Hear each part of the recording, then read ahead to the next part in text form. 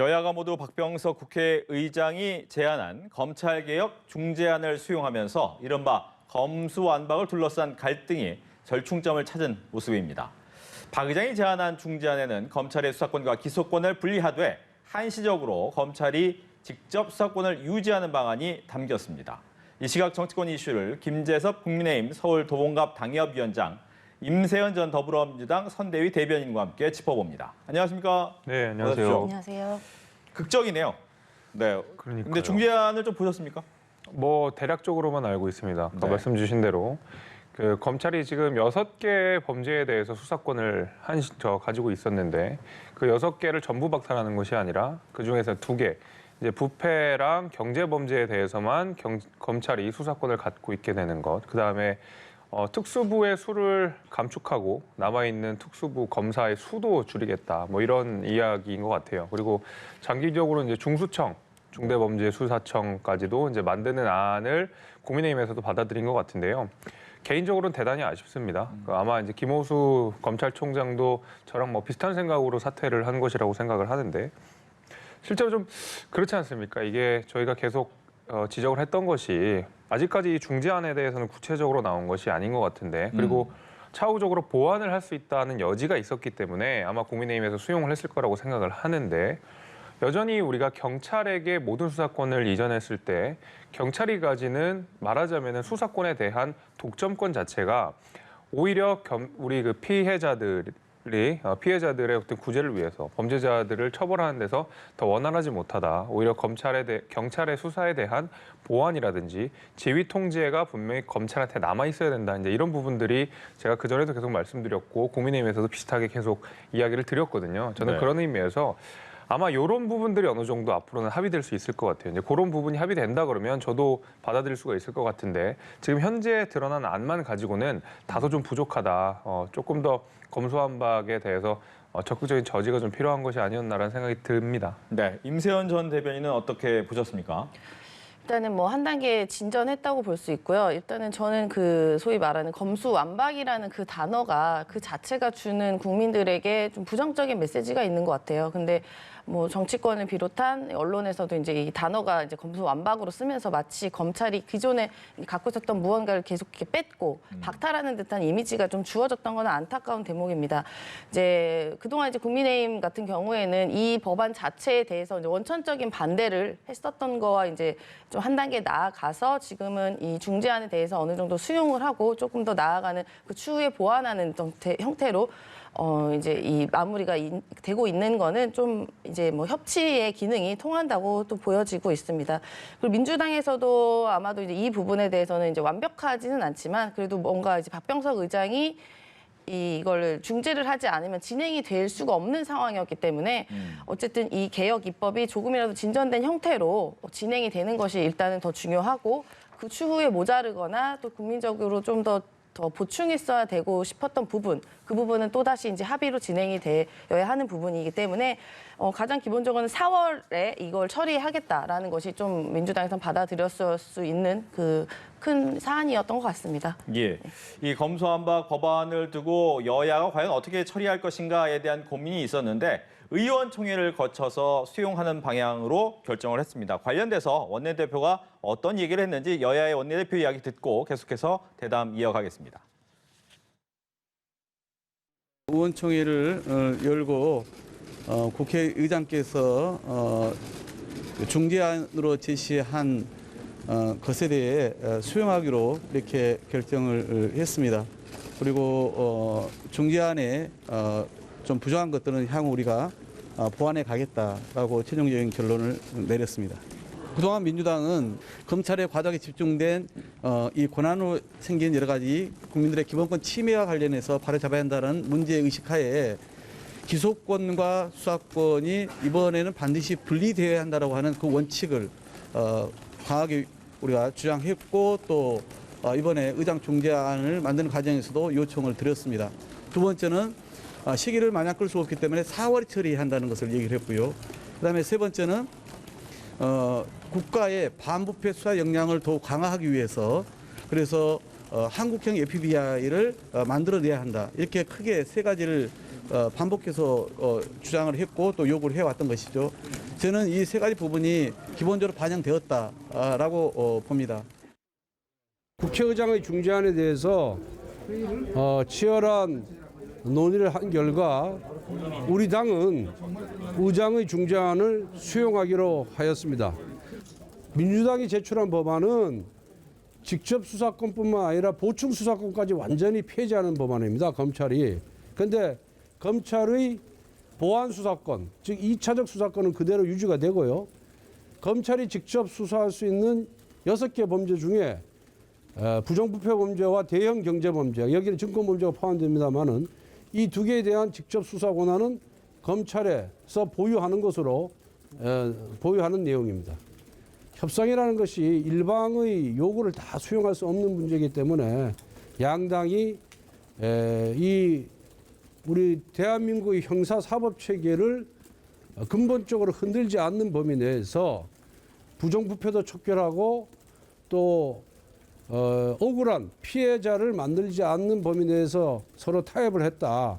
그것이 결국 협치의 정신이 아닌가 저는 그렇게 생각하고 있습니다. 네, 보면 대부분의 내용 중에서 국민의힘 입장에서는 두 분야에 대해서 기소권과 수사권을 갖고 있기로 한 부분, 그리고 이 보안 수사권을 더 갖겠다라는 부분, 이 두 가지 정도를 얻어낸 것은 아닌가? 즉 나머지는 대부분 민주당이 원하는 안대로 된 거 아닙니까? 거의 이제 그렇다고 봐야죠. 근데 사실 민주당이 과거와 같은 방식, 오늘이 아니라 어제나 뭐 저번 주 내에 보여줬던 방식으로 밀어붙인다 그러면 네. 사실 국민의힘에서 막을 수 있는 방법이 없습니다. 제도적으로는. 우리가 심지어 안건조정위에 야당 목소리로 배정된 분들을 심지어 탈당까지 시켜가면서 안건조정위를 무력화시키는 모습들을 보게 되면 실제로 이렇게 타협이라도 한 것에 대해서 국민의힘이 잘했다 이렇게 평가가 분명히 할 수가 있을 것 같은데, 제가 앞서도 말씀드렸지만은 지금 민주당이 내세운 안 자체를 국민의힘이 동의를 해서 권성동 원내대표가 이에 대해서 합의를 한 것은 아니라고 생각을 합니다. 분명히 두 개를 그나마도 좀 남겨준다. 그다음에 검찰의 수사권을 보장을 해주는 두 개의 항목이 남아있다라는 것과 보안 수사를 할 수 있다는 것. 말하자면 최소한으로도 경찰을 통제할 수 있는 단서가 남아있다는 것. 이 두 개에 대해서 국민의힘도 그러면 거기까지는 보장해달라라는 요청을 아마 우리 박병석 국회의장도 여기에 수용을 하셨고 민주당 수용을 했기 때문에 받아들였다고 보고 있습니다. 그래서 뭐 입장은 비슷합니다. 그러니까 지금 저도 마음에 들지는 않습니다. 그러니까 검수완박이로 하는 것 자체에 대해서 대단히 반대를 하고 있는 입장이기 때문에. 하지만 민주당이 이렇게 막무가내로 밀어붙이는 상황 속에서 최소한의 어떤 경찰에 대한 통제권이라든지 우리 국민들이 피해볼 수 있는 그런 항목들에 대해서는 검찰이 그나마도 수사권을 유지라도 할 수 있는 것이 천만다행이다 이 정도로는 생각하고 있습니다. 네, 지금 조금 전에 이제 인수위에서 관련된 내용으로 원내에서 이야기한 검수완박 중재안 수용을 존중하겠다라고 얘기를 했기 때문에 일단은 현 상황에 대해서 긍정적인 입장을 좀 보인 것 같고, 민주당 입장에서는 민영배 의원의 탈당, 무소속으로 이제 넣기 위한 탈당과 함께 4월에 처리할 수 있다라는 것이 가장 크게 이번에 수용안을 받아들인 이유가 아니었을까라는 이야기가 나오는데 이건 어떤가요? 네, 그렇습니다. 일단은 문재인 대통령 임기가 지금 이렇게 정해져 있고 이제 5월 9일까지 임기고 또 이제 국무회의에서 이게 통과하려면 5월 2일에 국무회의에 이제 상정이 돼야 됩니다. 그렇기 때문에 이제 4월 안에 최대한 4월 29일 전에 이제 이 문제가 돼야 되는데, 지금 뭐 그 법사위에서 사실 그 전에 이제 양향자 의원을 이제 사보임하면서 이제 무소속 양향자 의원 하면서 이제 뭔가 이렇게 숫자가 맞춰져 있었던 상황에서 갑자기 급반전스럽게 양향자 의원이 다른 이야기를 내면서 이제 급하게 이제 민영배 의원이 탈당까지 하게 되는 사안이 됐는데요. 이거에 대한 의도와 취지에 대해서는 모든 당원이라던가 이걸 지지하는 분들에 대해서는 공감이 있겠지만 이렇게 좀 민주 절차를 조금 어긋난 부분이 아닌가에 대한 또 상당 부분의 비판도 있었습니다. 이제 그런 부분도 분명히 의식을 했었을 것 같고요. 이게 이제 실제로는 이 개혁 법안이 통과가 중요한데 오히려 뭐 이 사보임 문제라던가 무소속 탈당 문제가 더 부각이 되게 되면 그게 오히려 민주당에서는 이 법안에 대한 의지와 이런 순수함이 조금 더 감소될 수 있었던 부분이 우려가 있기 때문에 이 중재안도 좀 서둘러서 이제 동의를 했던 것 같습니다. 그래서 결국은 민주당에서는 가장 중요했던 게 과도하게 집중되었던 검찰 권력의 집중, 뭐 기소권, 기소권, 수소권, 또 영장 청구권까지 모두가 갖고 있는 이런 부분에 대해서 어느 정도 타협이 됐던 부분에 대해서는 좀 긍정적으로 바라보고 있는 것 같습니다. 예. 뭐 앞서 이제 김호수 검찰총장이 사직서를 제출하면서 관련된 검찰의 좀 내부 분위기를 보면 두 개, 즉 경제와 부패만 남겨 나머지가 빠진 이유는 월성 원전이나 뭐 울산시장 선거 등에 대해서 못하게 되는 거 아니냐라는 부분에 대한 좀 강한 불만의 이야기가 나오면서 그렇다면 과연 검찰의 이러한 반발이 말씀하신 것처럼 통과된 이후에 나머지 한 몇 개월 사이에 그것이 보완이 될 수 있느냐? 아니면 통과되기도 전에 이걸 보완을 해야 되느냐? 이런 생각이 좀 듭니다. 그러니까 사실 이제 시기적으로 이게 그 형사소송법, 형사 제도 자체가 몇 개월 만에 바뀌기가 굉장히 어렵습니다. 검찰의 우려도 제가 10분 동의가 되고 실제로 지금 앞서 말씀 주신 그 월성원전 경제성 조작 사건이라든지 아니면 울산시장 선거 개입 사건 이런 것들이 검경 수사권 조정 이후에 검찰들이 맡아서 했던 수사들이거든요. 그러니까 굉장히 정치적으로 중요한 사안들에 대해서 검찰이 많이 가지고 있었던 게 사실입니다.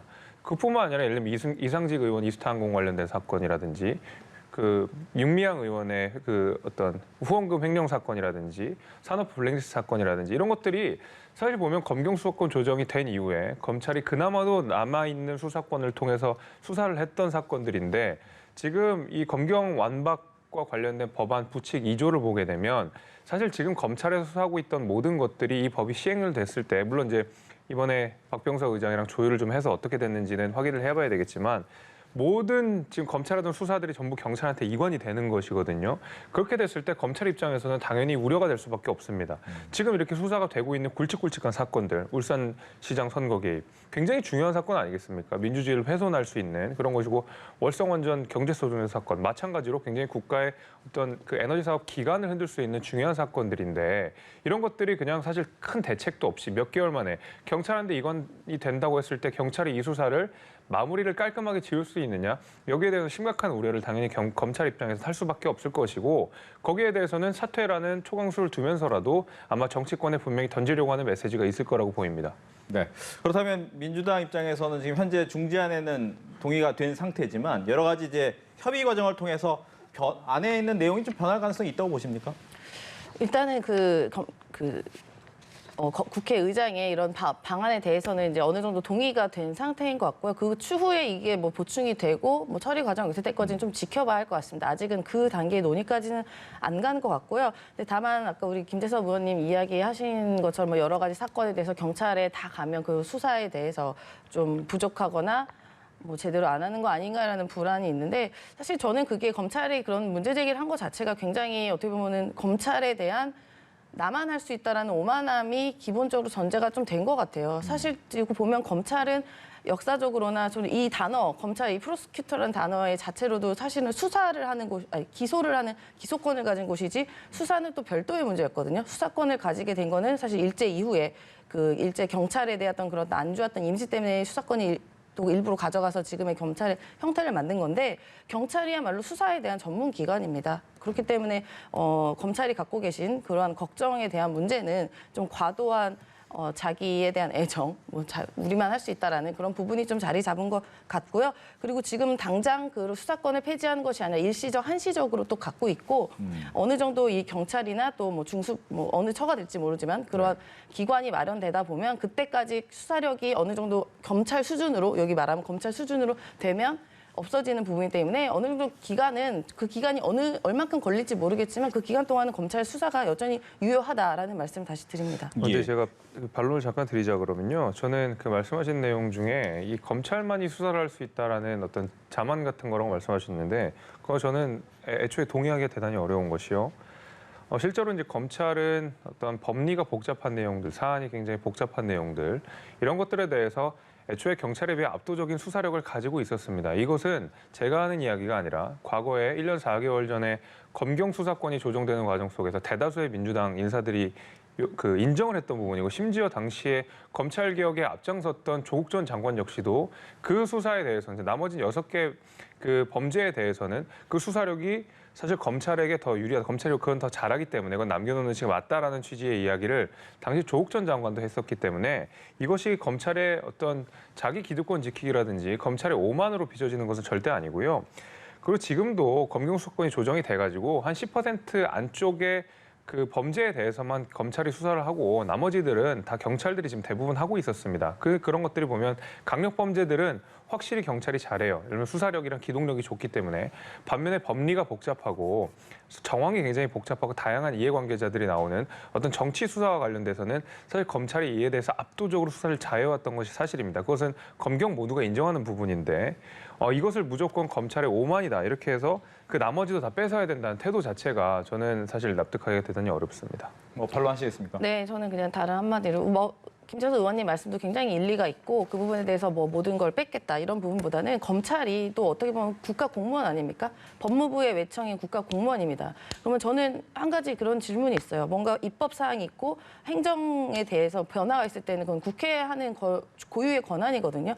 그거에 대해서 공무원인 그러니까 정말 공무원이 검찰이 이게 뭐 나쁘고 뭐고 이렇게 하면 안 된다, 변화를 한다라는 공무원 집단은 본 적이 없습니다. 그렇게 되면 환경부 만약에 그 살아있는 외청이 뭐 환경처나 이런 부분에서 환경 관련해서 뭐 그린 뉴딜 관련해서 어떤 정책을 냈을 때 환경부 공무원이 집단적으로 이거에 대해서 반대하고 하진 않습니까? 공무원은 내려져 있는 법안에 대해서 행정 절차를 집행하는 곳이지 입법을 어떻게 하라 마라 하는 곳은 아니다라는 생각이 들었습니다.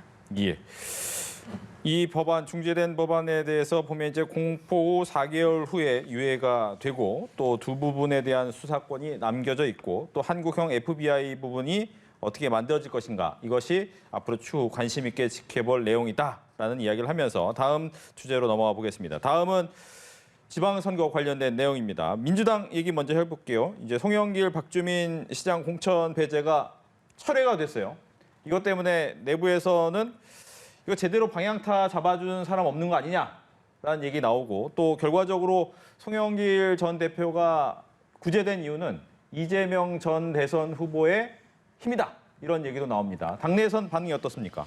일단은 애초부터 이제 송영길 대표가 이제 인천에서 물리적으로 서울로 이사 온 순간부터 이제 이 문제가 계속 불거졌습니다. 그래서 이제 송영길 대표가 어쨌든 그 당시에 대선 대표로서 가장 큰 책임을 갖고 있는데 벌써 등판해서 특히나 이 서울시장이라는 중요한 곳에서 등판하는 게 맞냐 아니냐로 갑로늘박이 있었습니다. 근데 결국은 이제 뭐 후보자가 선거에 나가겠다는 걸 어떤 명분으로 막을 근거는 사실 없습니다. 당내에서도요. 그렇기에 지금은 이제 송영길 대표, 그리고 박주민 의원, 김진애 의원, 그리고 정봉주 전 의원 이렇게 등등 이제 후보들이 사실상 등록을 했습니다. 근데 이 서울이라는 곳이 어떻게 보면 대한민국의 수도이고 또 이번 지금 정치 지형에서 경기도와 수도는 아주 중요한 이러한 곳으로 이제 되었기 때문에 더더욱더 민감한 당내 상황들도 좀 있습니다. 그리고 특히나 이제 전략 지역으로 이제 바로 이 서울을 만들었죠. 근데 이 전략 지역이라는 게 오해가 있을 수는 있는데 전략 지역이 특별한 인을 여기다가 내리 꼽겠다, 공천을 하겠다라는 의미의 전략 공천 지역도 있습니다. 근데 다만 지금 이 서울 지역 같은 경우는 그야말로 전략적인 지역이다. 그렇기 때문에 더 좋은 후보들끼리 경쟁해서 최상위 후보를 내겠다라는 전략 지역으로 이제 해석이 되거든요. 그래서 초반에는 이제 1차원적으로 대선 패배에 책임 있는 분 아웃. 그다음에 예를 들어 박주민 후보 같은 경우는 뭐 부동산 관련 옛날 이슈가 있었기 때문에 아웃. 이렇게 해서 1차적인 뭐 해석의 영역으로 이제 이렇게 배제의 그런 곳으로 이제 조금 결론이 가려다가 이제 보니까 저희가 지방선거가 이 서울시장은 큰 선거지만 나머지 지방의 뭐 도의원, 시의원, 뭐 시장 군수들이 있지 않습니까? 이런 부분까지 뒤져다 보면 이 부분에 대해서는 일관성을 좀 같이 찾아야 되거든요.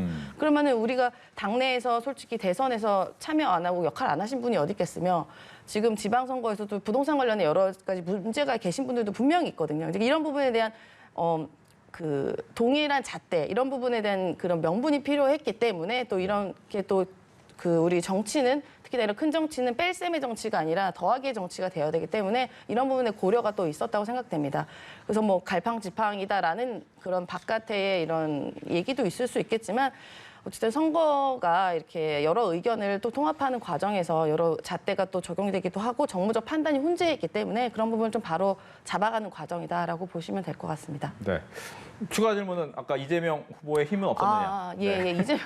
네, 제가 다른 얘기 하다가 길어졌는데 이재명 후보는 아마 개인적으로는 많은 생각과 고민이 있으실 것 같아요. 그래도 본인이 직전에 대선 후보로서 어쨌든 석패를 했지만 패배를 했던 그 당사자로서 여러 고민과 생각과 걱정들이 있을 것 같습니다. 그리고 특히나 송영길 대표 같은 경우는 이재명 후보 대선 기간에 많은 어려움이 있었어요. 개인적으로 뭐 이게 인대를 끊어지는 일도 있었고 또 아버님이 또 돌아가셔서 상을 치르기도 하고 또 마지막에는 괴한에게 이제 머리를 맞아서 뭐 입원하는 일도 있었죠. 그렇기 때문에 이재명 고문 같은 경우는 송영길 대표에게 약간 아픈 손가락일 수도 있을 것 같습니다. 개인적으로는. 네. 그런데 이제 이 선거 과정에서 이재명 그 고문이 무언가에게 본인 생각은 있을 수 있겠지만 뭐 누군가에게 영향력 있는 사람의 역할을 한다거나 이야기를 준다거나 이거를 되돌리게 했다거나라는 그러한 일은 당내에서도 저도 장박해서 들은 바는 없습니다. 알겠습니다. 국민의힘 입장에선 서울시장 선거는 어떻게 예상하십니까? 그게 이제 제가 선거를 겪어보고 과거의 선거들을 쭉 지켜보게 되면 이 망하는 선거는 특징이 있습니다. 벌써 이제 공천부터 잡음이 막 나기 시작하거든요. 예를 들면 2020년에 저희 21대 국회의원 선거 때도 보면 국민의힘 당시 이제 미래통합당이죠. 네. 미래통합당에서도 공천과 관련된 여러 가지 그 잡음들이 많이 나왔었고 2016년에 새누리당 때도 그렇지 않았습니까? 소위 말하는 공천 파동들이 일어나면서 원래 뭐 200석 이렇게 예측하던 것이 과반 의석조차 점유하지 못하는 그런 일들이 발생을 하게 되는데 그래서 선거는 사실 공천부터 시작인 것이거든요. 근데 지금 공천과 관련돼서도 가장 권위 있는 기관이었던 전략공천위원회랑 그다음에 민주당 내 민주당의 비대위원, 그러니까 지도부와 공관위 간에 이런 식으로 갈등이 노골적으로 표출되는 것은 사실 이제 선거가 굉장히 불안하게 갈 수밖에 없다라고 하는 어떤 신호를 보내주고 있는 것이고 이게 공천부터 이런 식으로 유력 주자들을 배제하기 시작하면서 그러면 당내 어떤 구심점이라든지 우리 후보가 누가 되든지 간에 확실하게 밀어주고 같이 으쌰으쌰하는 분위기가 돼야 되는데 벌써부터 이 공천과 관련돼서 이런 식으로 잡음이 나고 유력 주자들이 컷오프 됐다가 다시 살아오고 하는 모습들 자체가 국민들이 보시기에 민주당이 아직까지도 대선 패배에 어떤 그 반성이 안 됐구나, 복귀가 안 됐구나라는 인상을 줄 수 있다는 것이죠. 이것이 국민의힘 입장에서는 나쁠 것이 없겠지만은 그다음에 이제 전체적으로 그러니까 민주당을 지지하셨던 분들, 그다음에 이재명 후보를 지지하셨던 분들, 그러니까 국민들 전체에 보게 되면 이 민주당의 이런 좀 눈살 찌푸리게 되는 모습들이 적절하지는 않다 이렇게 생각합니다. 예. 경기지사 얘기로 넘어가겠습니다. 이번에 국민의힘 먼저 질문을 드리면 김은혜 의원이 최종 후보로 됐어요. 근데 당심과 민심은 다른 거 아니냐 이런 얘기도 나옵니다. 제가 이제 본 결과로는 당신과 민심이 꽤 괴리가 있더라고요. 사실 그러니까 대중적인 어떤 인지도라든지 어떤 전문성 같은 것들은 유승민 전 의원이 상당 부분 인정을 받고 있는 반에 이제 김은혜 의원 같은 경우는 국민의힘에서 굉장히 높은 지지를 받고 있고 실제로 지금 김은혜 의원 같은 경우에는 과거에 이제 2020년에 미래통합당 비상대책위원, 그러니까 당 대변인부터 시작해서 그 이후에 이준석 대표 체제로 넘어가면서도 당 대변인을 했고 그 다음에 이제 인수위에 가셔서도 당선인의 대변인을 할 정도로 어떤 당의 입장들을 가장 잘 이야기하면서 동시에 어떤 당원들의 지지들이나 어떤 당원들의 구심점이 되는 그런 역할들을 많이 해오셨거든요. 또 이제 대선 과정 속에서는 어떤 이재명 후보의 성남 그 여러 가지 대장동 의혹들과 관련돼서 아주 날카로운 공격수 역할을 또 자임을 했던 분이기 때문에 아마 이런 부분들이 우리 당원들께서 김은혜 의원을 좀 경기도지사가 돼가지고 과거에 이재명 경기도지사가 했었던 여러 가지 비위 의혹들을 철저하게 밝혀내고 경기도를 좀 더 살기 좋은 그런 지역으로 바꿨으면 좋겠다 이런 아마 열망이 좀 담긴 것 같습니다. 네. 경기도지사 하면 또 민주당의 치열한 경쟁을 빼놓을 수는 없는데 김동연 후보 대 나머지 3명의 후보, 반 김동연 후보의 진영으로 갈린 것 같은 모습이 외부에서 느껴집니다. 당내에서는 긍정적인 경쟁이라고 생각을 하시는지? 네, 선거에서는 당연히 이제 여러 후보 그리고 또 유력한 후보들이 나와서 경쟁하는 것은 이제 붐업 차원에서 매우 바람직하게 보고 있고 그런 면에서 이제 김동연 후보가 어느 정도 시너지를 주고 있다고 판단하고 있습니다. 지금 나머지 계신 후보들도 매우 알려지고 오랫동안 경기도에서 이제 의정 활동을 하시거나 이 지방자치를 하셨던 훌륭하신 분입니다. 역량적으로도 훌륭하신데 이제 다만 이제 인지도 자체가 이제 김동연 후보가 중앙에서 언론에 많이 비치고 했던 부분에 대해서 이 부분이 좀 유력했기 때문에 이제 지금 경쟁이 좀 치열하게 벌어지고 있는데 반 김동연 친근놈 이렇게 되지 않고 그냥 모든 후보들이 정말 경쟁을 공정하게 또 능력을 보여주면서 하고 있습니다. 네, 그래서 일단은 저희도 이제 경선 절차가 저희 누구를 추대하거나 하는 부분이 아니라 이제 민주당의 기준에 맞는 경선 절차를 진행을 할 것이기 때문에 김동연 후보는 그 부분에 있어서 저희가 당원 50, 여론조사 50 정도로 아마 진행이 되거든요. 그 광역단체장은. 그래서 아마 당원에는 좀 불리할 수 있는 반면에 이제 여론조사에는 또 유리할 수 있었던 것, 그리고 이제 정치 신인이 가산점이 또 있습니다. 근데 이런 부분에서 합쳐지면 또 이제 결선 투표까지 갈 수 있는 상황이 될 수도 있거든요. 그렇게 되면 또 이제 경기도 지사에 대한 국민들의 관심, 이 선거에 대한 관심이 더 커져서 결국은 저희 민주당에서는 참 좋은 선거로서는 참 좋은 일이 될 수도 있다라고 판단하고 있는 것 같습니다. 네. 다음은 이제 인사청문회 관련된 내용인데요. 이제 내각 일기 장관 후보자 중에 정호영 보건복지부 장관 후보자 같은 경우에는 아들 병역 문제가 꽤 많은 얘기가 있었습니다. 이때 이제 재검을 실시를 했는데 여기에 대해서 민주당에서는 조금은 더 많은 증거를 원한다라는 얘기가 나오더라고요. 이게 재검이 사실상 셀프 검증을 한 거 아니냐라는 논란이 있는 거고 2015년에서도 경북대학교에서 이거를 검사를 했거든요. 또 아는 의사분이 검사를 했다고 또 알려져 있습니다. 그리고 실제 또 이분이 2013년 9월에 허벅지 이제 통증이 있는 관계로 이제 걷는데 이제 지장이 없다고 약물 치료만 받았는데 그 이후로 갑자기 사급이 되는 과정들이 조금 의구심이 많이 드는 부분이죠. 또 특히나 우리나라 같은 경우는 이 병역과 병역 면탈에 대해서 굉장히 모든 국민들이 예민하고 또 우리 청년들도 예민하기 때문에 좀 더 철저한 검증이 돼야 되느냐 하는 이유 때문에 이렇게 하는 걸로 알고 있고 연도는 잘 모르겠는데 2013년인가요? 그때 받았을 때와 또 2015년에 몇 년 만에 받았을 때 검증이 2급 정도로 차이 났었기 때문에 그런 2급 정도 차이 나면은 정말 뭐 물리치료뿐만이 아니라 입원 치료나 수술까지 가야 되는 상황도 있거든요. 이제 그런 부분에 대해서는 뭐 자료나 이렇게 검증된 부분이 없기 때문에 좀 더 철저한 검증을 통해서 국민께 이런 부분을 알려야 된다. 그게 공인의 의무다라는 민주당의 의견이 있습니다. 네. 정호영 후보 측은 할 거 다 했다라고 하지만 더 많이 보여주면 되는 거 아니냐라는 의견도 있을 것 같아요. 네, 그렇죠. 저 같은 경우는 이제 정호영 후보자가 이야기하는 내용들 중에는 좀 납득하기 어려운 부분도 분명히 있습니다. 그러니까 설명을 한다고 해서 해명이 되는 것은 아니거든요. 그러니까 결국에는 전반적으로 쭉 놓고 봤을 때 이제 여러 가지 겹치는 부분들이 좀 있고, 예를 들면 아들이나 딸이 이 정 후보자가 그 경북대 병원의 부원장에서 원장으로 재직하던 시절에 있다 보니까 아무래도 이해 충돌의 소지가 상당 부분 있다고 생각이 됩니다. 이제 그런 부분에 있어서는 이제 정호영 후보자 내 스스로가 좀 뭔가 이 단호한 결정들을 내려야 되지 않나 이제 생각은 되고, 반면에 이제 아까 말씀 주신 병역 문제와 관련돼서는 아직까지는 제가 판단을 조금 유보하고 싶은 것이 결국 그 4급 판정을 받은 것이 병무청의 자료, 그러니까 병무청의 CT 자료를 통해서 병무청의 판단을 통해서 4급으로 나온 것이거든요. 그렇게 되면은 우리 병무청의 저는 판단도 분명히 존중할 필요가 있다. 예를 들면 후보자가 이러저런 의혹이 있다고 해서 병무청의 판단까지 흔드는 것은 사실 어떤 우리 병무청의 신뢰를 무너뜨릴 수가 있기 때문에 저는 그런 부분들에 대해서 조금 유보적으로 보면서 확실한 자료들을 우리 후보자께서 잘 이 설명을 드리는 것이 필요하다고 생각합니다. 알겠습니다. 이렇게 해서 정치권 이슈 두 분과 함께 이야기 나눠봤습니다. 오늘 이야기 잘 들었습니다. 네, 고맙습니다.